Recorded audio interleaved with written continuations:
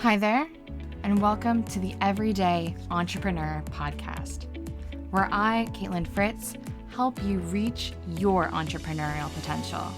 Together, we can build your dream social impact business so that you can leave a legacy beyond your 9-to-5.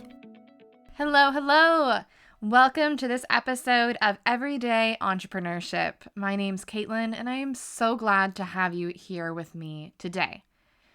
Because today we're going to discuss something that I feel like is not often talked about. That beginning stage of entrepreneurship. Feeling underestimated and overwhelmed. And how do you persevere through that to build a business with impact? That's why today on the show I have Tekriwal of Breer. Nauman is an incredible example of what entrepreneurship is. He has overcome various highs, hurdles, and lows with his business, which he co-founded with some of his best friends. In our interview today, we're going to be talking about what is it like to overcome that feeling of being underestimated, being the small fry, the new kid on the block in such an established business like the beer and alcohol industry. We're also going to talk about the power of relationships and how those intertwine with entrepreneurship. And of course, we're going to have some great stories about how he and his friends found inspiration for their business out of all places, in a bakery and in a club. You have to listen in to hear his insights. I'm so excited to have him here. Let's welcome Naman. First of all, thank you for the invitation, Kaitlin. My name is Naman and I am from India. I was born and brought up in India, and I did my entire education in India as well before I decided to come to Hong Kong to pursue my undergraduate studies. While we're here talking about Breer, something about me is that I come from a very traditional business family in India. Like 3 generations of my family have been doing business. And that's why, I come from a very specific community where business runs in our veins. So all my dinner table conversations potentially have been about business, entrepreneurship, finance, taxes. And I would say that was my masterclass to, like business 101. And then as a result, I actually started my first company at the age of 14. So I started my first company back in the day, and then that was a financial literacy company. And then I ended up selling that company in 2017. So I've already, taken that journey of an entrepreneur before.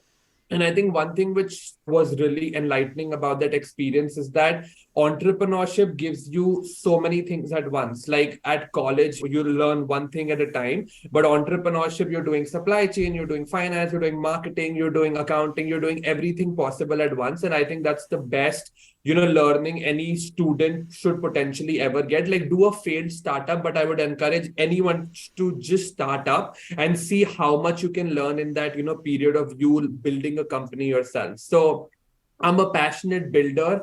I love building things, and I have a passion for actually solving, societal problems through social entrepreneurship action. So that's why my companies previously have been in financial literacy, and with Breer, what we're trying to solve is more food conservation and sustainability. And I just personally believe that the definition of entrepreneurship has to be that you have to attempt solving a large enough problem through entrepreneurial action. And yeah, that's my life mission, to utilize my privilege to give back to the society and make the society a better place to live.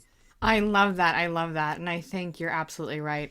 It's about going out there, trying it, doing it, mixing all those learnings together. So then, were your parents and family quite supportive on your entrepreneurial journey since you grew up with this?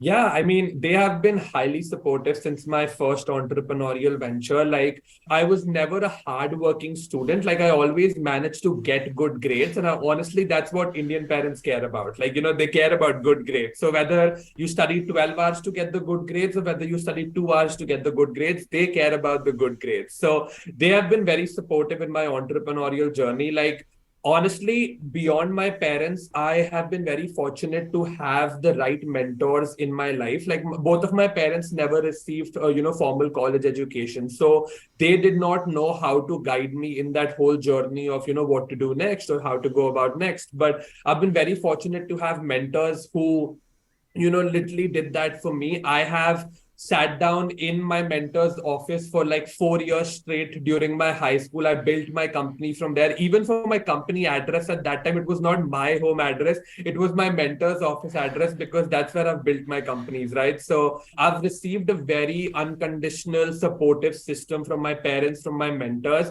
And I think that's again a blessing because if you get that system, you'll able to scale things quicker without any obstacles or challenges. I love that. I think that's totally awesome, and I find it hilarious that it was your mentor's address, not your own address. That's a real relationship. Speaking about relationships, you've started Breer with some of your best friends. So tell us a little bit more about the founding story of Breer. How did this get started, and how did all of you come together to make this happen? Honestly, I tell everyone that Breer is a classic case of serendipity, that you just had to be at the right place at the right time. So some context is that all three other co-founders are actually an year older to me. So I was actually their junior. And so when I joined HKUST, I had this one single agenda that I want to meet like-minded people. And I came in with the idea that, like academics one side, but I really want to attempt solving a large enough problem. And call it serendipity, as I say, but I ended up attending this orientation for a specific social entrepreneurship competition called Inactus. So I just went there just to see, like what the competition is all about, because I saw so many of my friends doing this in India.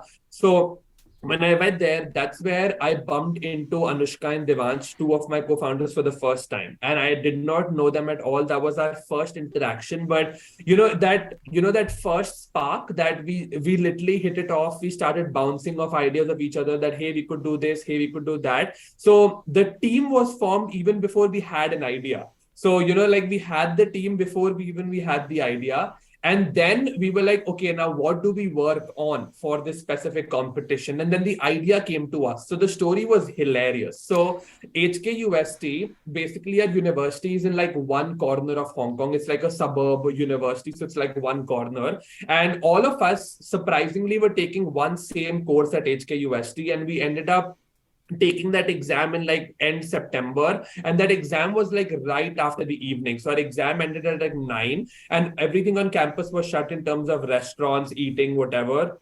And we were like, okay, we need to celebrate because exams have ended. So we ended up taking a cab and going to like a nearby market where there was one bakery open, and we just ended up, like going to that bakery to like eat bread and get coffee and whatever. And then what we saw was that the baker, because it was closing time, they were taking all of the breads which were unsold from that day, putting them in a black rubbish bag, and then just discarding them. And then we asked them that, hey, like, why are you doing that? That can be donated, that can be, like recycled. That there are so many reuses for that bread. Why are you discarding it? They're like, all of those reuses are more expensive than us discarding it. I'm like, fair, but then, you're wasting good food. So that's when we actually, came across the problem that, okay, bread waste is a huge problem. And then we obviously researched about bread waste. And then we learned that, Hong Kong is wasting so much food for a population of 7 billion people. But again, we only know the problem. We don't know the solution at all. And I'll come to the solution story. So we actually identified the solution while we were partying or clubbing in the clubbing district of Hong Kong. So all of us were at this area called Lang Kwai Fong, which is like the clubbing district of Hong Kong. And I ended up striking a conversation with a bartender who was also a home brewer. And he have just, randomly mentioned to me that you can make beer from bread because that's how beer was originally made in the 1400s and the 1500s. Like, it's a very traditional Egyptian recipe that they used to make beer from bread. And that was the eureka moment. They're like, okay, we saw the problem 1 week ago. Now we have the solution. Now all we need to do is do the research. So like, that's how we came across the idea. But then we actually met as a team once, like in HKUST, like we had that meeting that, okay, now we have the problem, now we have the solution, let's get working on it. We met once and then COVID happened. And then we were in different parts of the world for like close to 1.5 years. Someone's in the US, someone's in India, someone's in Doha, someone's in like some other place. So we were all over the place. And that is where I think the team really bonded. Like, we took brewing lessons together online. Like, I'm a YouTube learned brewer, so we learned brewing online. We did every possible thing. Like, we were mad scientists in our kitchen doing some sort of home brews, blowing up our kitchens, getting scolded from our moms. We've done all of that stuff before we came to our even first commercial pilot batch. So it's been a journey with my co-founders, and I would say that it's a very unconditional sort of a relationship, because when you start something with your friends, then if you have your exams, you can just be like, hey guys, I'll be taking downtime for a week. Can someone fill in for me for some of the other roles? So like, even though we have those positions of CEO, COO, CFO, like it's very interdisciplinary that everyone's doing everything. And that's how this team has been able to come this far. Oh, I love that. And I think that's hilarious that taking home brewing lessons in the midst of COVID, like that is the ultimate sign that you are trying your idea, iterating, and I can only imagine what your kitchens look like. Yeah. So then when did you know you were on to something? So obviously you were testing and you were iterating. When did you know, okay, like we can actually do this? Yeah, so I think this was May 2020 when we actually reached the final round of that Enactus competition, which we began with. And it was May 2020. And then we actually ended up winning that competition in Hong Kong. And then we became the Hong Kong representatives in the China round. And then we ended up winning that as well. And so we garnered like a good amount of prize money, like good, at least in those times, it was really nice that, like you got this amount of money. And the ideal case would have been, okay, let's just distribute it, take it to ourselves, and, like have a good ball.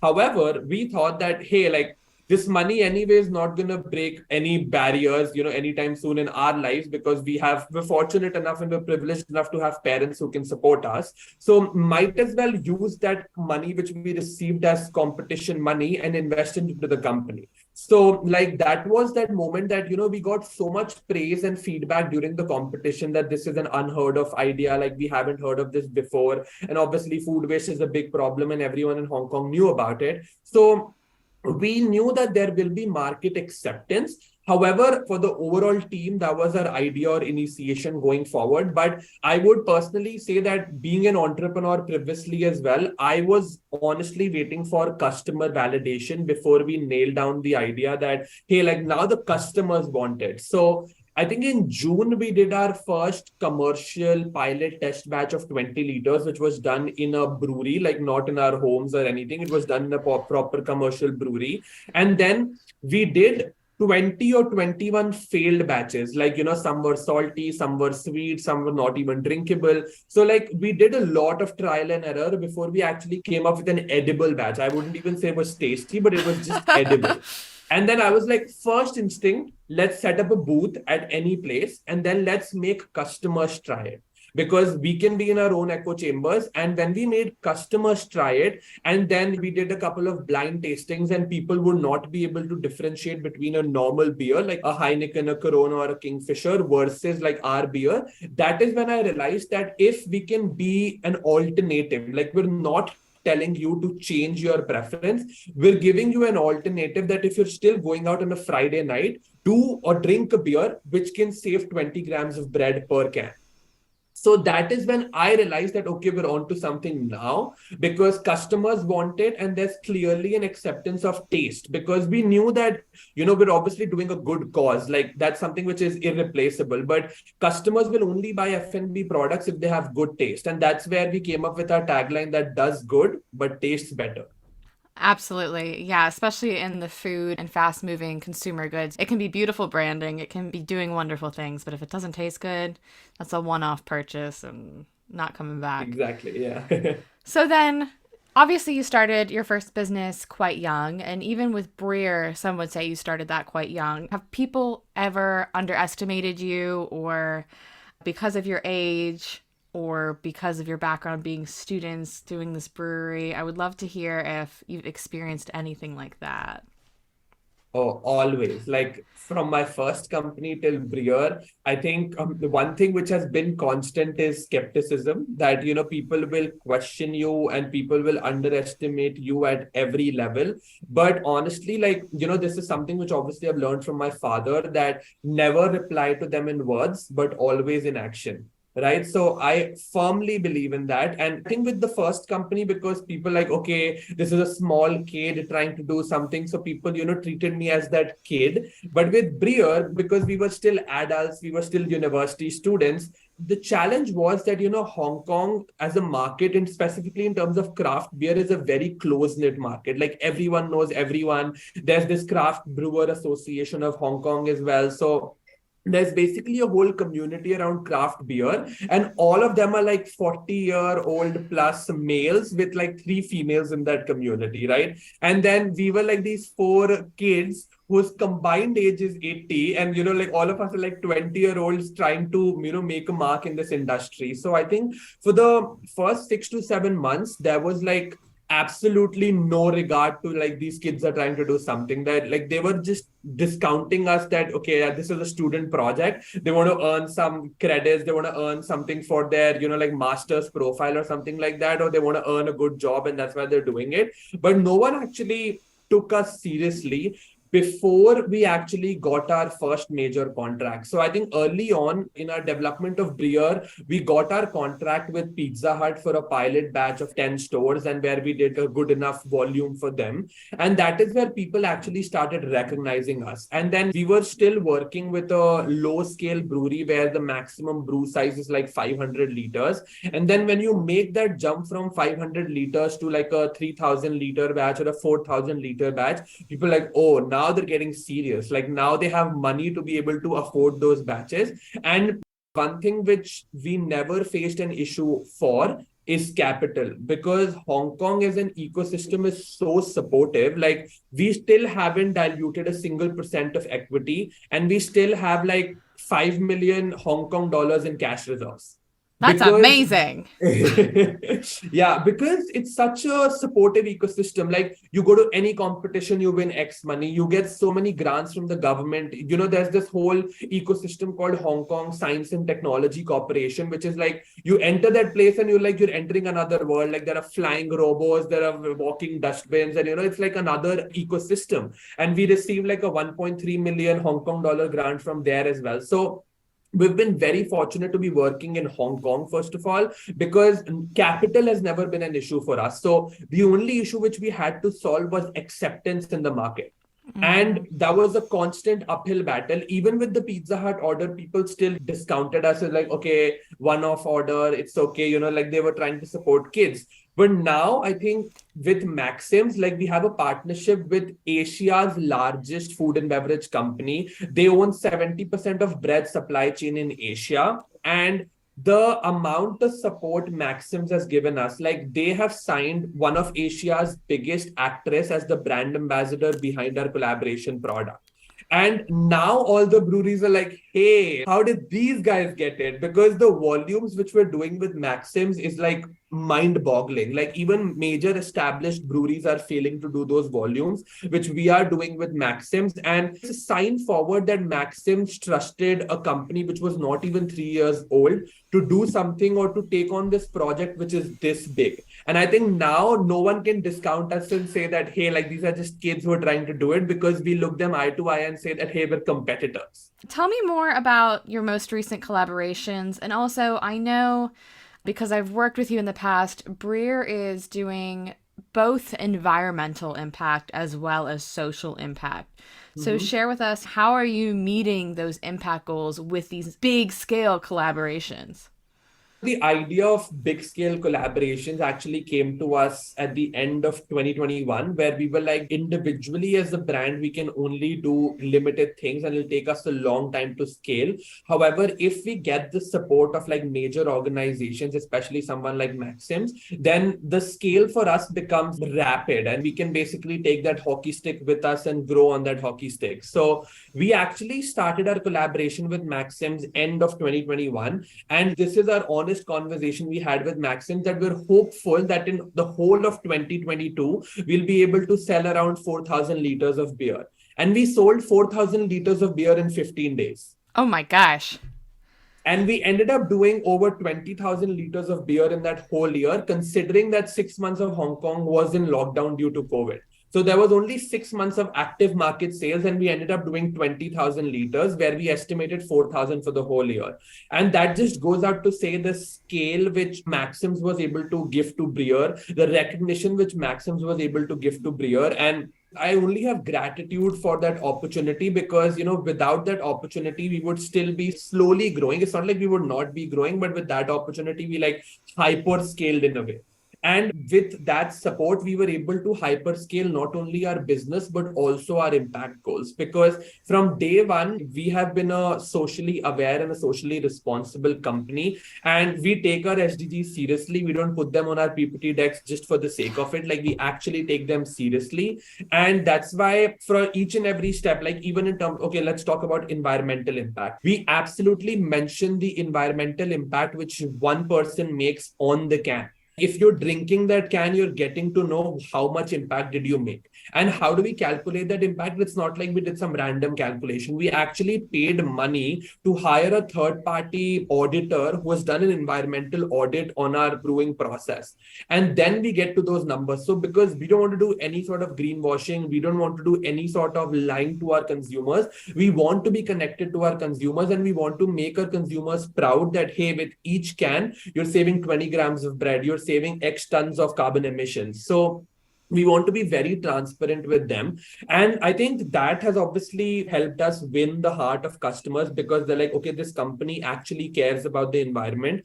And beyond that, I think beyond the environment, we realized that there's so much potential in Hong Kong to, work on other societal problems while you're building your company as well. And that comes at no cost to the company. If it would have been a cost, I would understand as to why other companies are not doing it, but there's absolutely no cost to it. Like, we four co-founders are from ethnic minority background in Hong Kong, and ethnic minorities, I would say, do not get the best treatment in Hong Kong. Like, there is clearly a superiority for the Chinese race and the Hong Kongese race. And that's why ethnic minorities don't get the best treatment. And we were like, if we have to hire people, why don't we hire people who are from this background, invest something in their training, which we would have otherwise anyway done, and then have able, skilled employees working for the company. So we were like, it's very simple. Like, if it is a cost in short term, it is an investment in the long term. So if you're investing in their training, it's actually good because it's going to get back return in form of returns to your company sooner or later.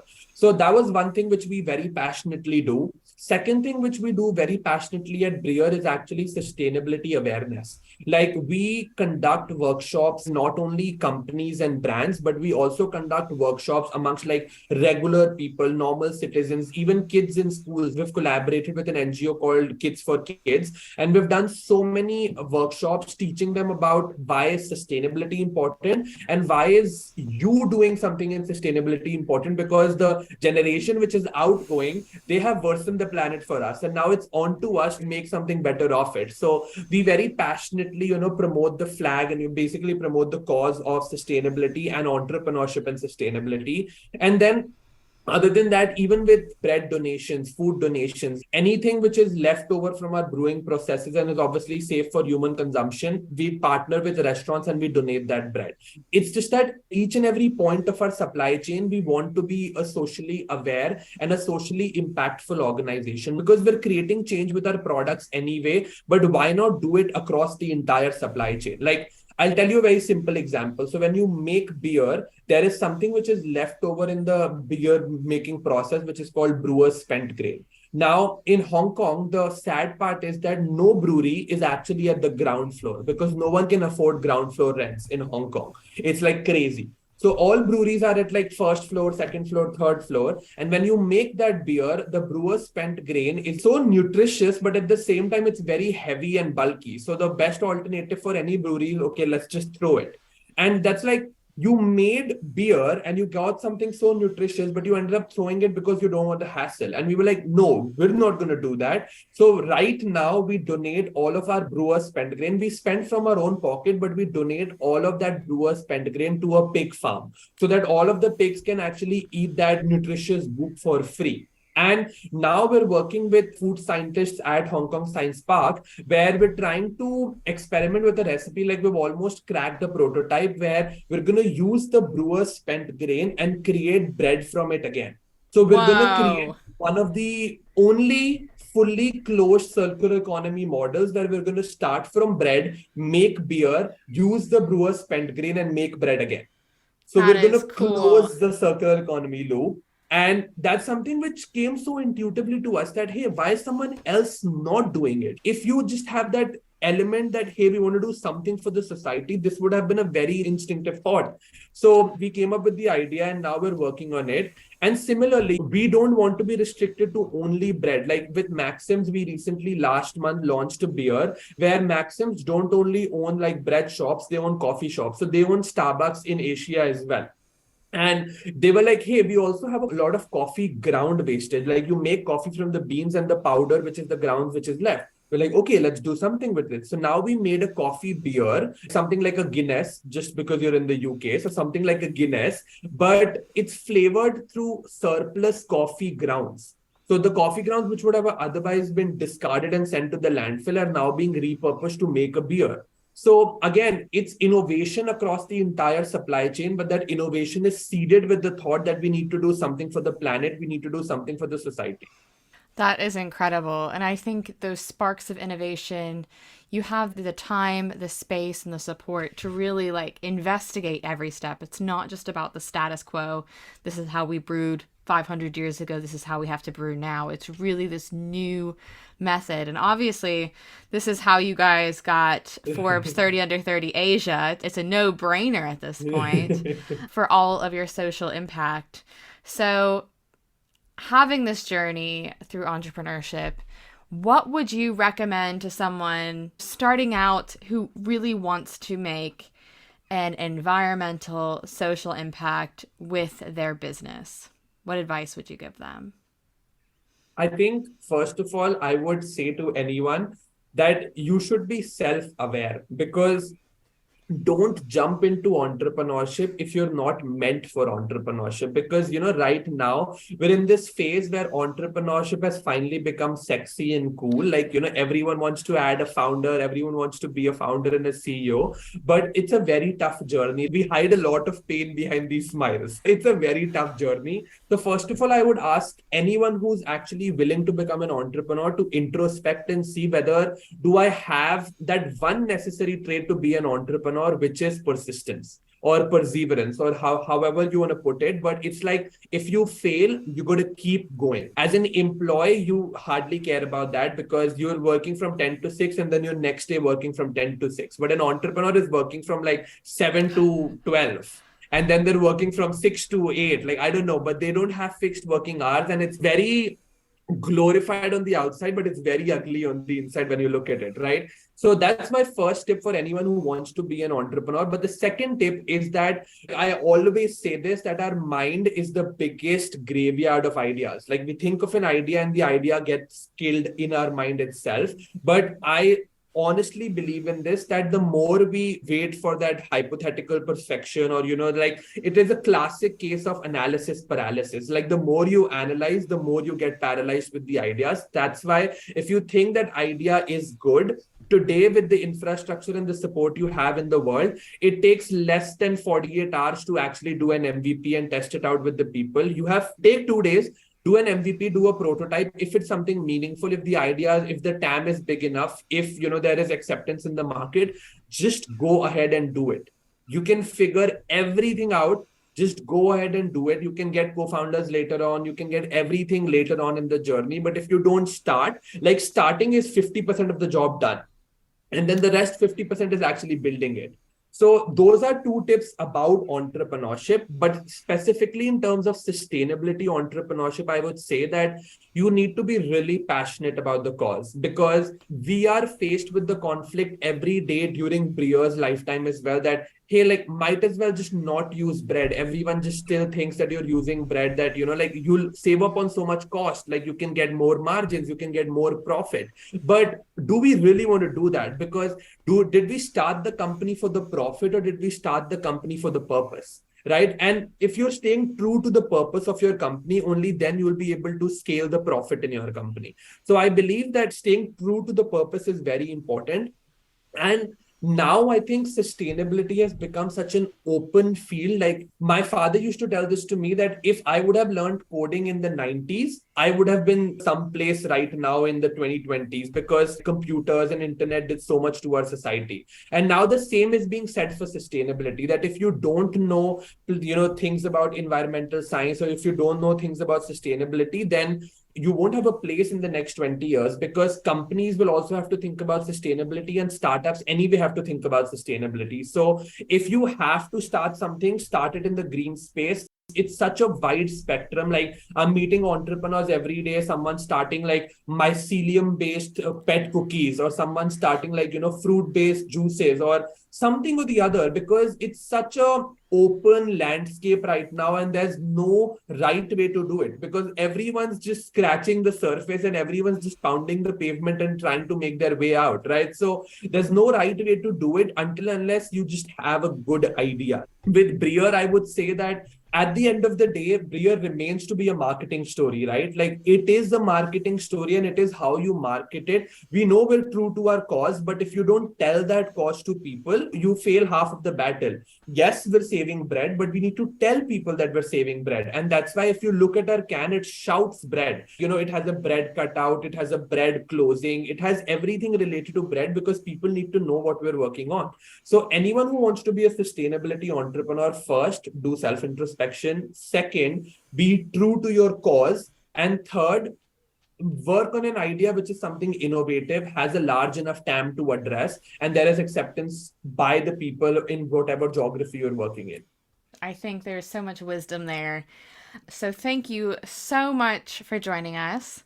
Is there anything else you want to add or tell people where they can find you? One thing I would say that Breer recently got onboarded as a vendor for the Hong Kong Tourism Board. And now you will be seeing like different advertisements of Breer when you're entering into Hong Kong. Like one thing I'll say is that with our collaboration with Maxims, because we did so well with our Maxims collaboration, now different companies are reaching out to us. So airlines are reaching out to us and saying that, hey, can you create a custom product for our airline? So anytime you might be flying into Hong Kong starting 2 quarters from now, you'll be seeing Breer products on the flight catalog as well. So it's an exciting time to come to Hong Kong. And if you ever come to Hong Kong and you're one of Kaitlin's listeners, please hit us up. We love to give you a brewery tour. We love to make you sample some of the crazy beers which we're working on. And trust me, we're working on very crazy beers which you haven't imagined before. Like beers which have never been created before in the whole world. We're working on those beer ideas, and we'd love for everyone to try, for the world to try. We're already planning our scale to Singapore and other Asian markets soon, and hopefully global market is on the cards very soon as well. But thank you so much, Kaitlin, for inviting me and the Breer team. What I loved about speaking with Naman is his ability of having a holistic approach to impact. He recognizes that at every single stage of the value chain, he's looking at ways his business can improve, whether it's society or the environment. I also really enjoyed that he shared his insights coming from a business family, but embarking on such a large industry like the beer industry. He's able to build, learn, and grow with his incredible team, and now they've been recognized from Forbes 30 Under 30 among a plethora of other awards and recognition. I hope you learned as much as I did and are inspired by Naman's journey. If you're interested in learning more about Breer and how you can get your hands on one, check out the show notes where there'll be links to Breer's Instagram and website. Thank you all for joining in, and I hope to see you next time on Everyday Entrepreneurship. Thank you for joining me for this episode of Everyday Entrepreneurship. To stay tuned and most up to date, subscribe wherever you listen to podcasts. You can follow me, Kaitlin Fritz, on Instagram. And if you have any questions about building your business with impact, drop me an email with the link in the show notes. This podcast is produced by the great people at the Podcast Boutique. I look forward to catching up with you next week. See you then.